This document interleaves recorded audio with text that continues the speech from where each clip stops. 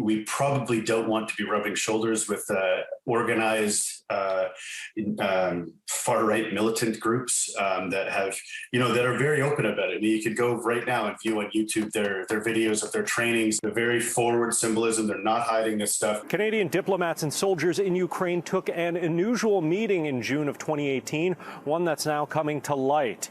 It was a meeting with one of the paramilitary units raised to fight off the Russian invasion of Ukraine's eastern provinces.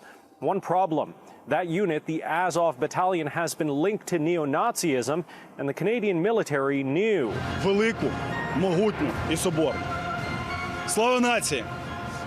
An Ottawa Citizen report says Canadian forces in Ukraine produced a briefing in 2017 saying members of the Azov Battalion identified themselves as Nazis.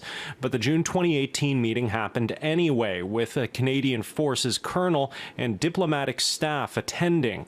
The battalion published pictures on social media saying Canadian representatives expressed their hopes for, quote, further fruitful cooperation. In a statement, the Department of National Defense says they are strongly opposed to the glorification of Nazism and all forms of racism, racial discrimination, xenophobia, intolerance, and extremism, adding, our official position remains that we are not, nor will we be providing support to Azov and affiliated entities. Brad Galloway with the Center for Hate, Bias, and Extremism has studied the Azov Battalion. He says that while some neo-Nazi groups prefer to be discreet with their imagery, the Azov Battalion is more forthright.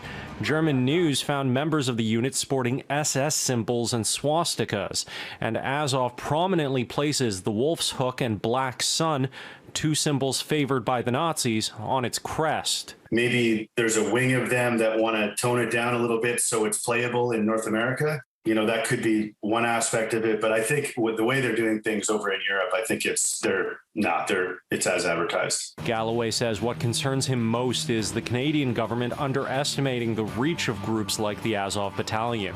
Similar to Canadians who join ISIS, Galloway warns that alienated far-right Canadians may see the Azov Battalion as a chance to turn ideology into action. Some risk I see is that guys giving up on the movement in North America and saying, well, we should organize and go to Eastern Europe where we can actually do something, we can make a difference.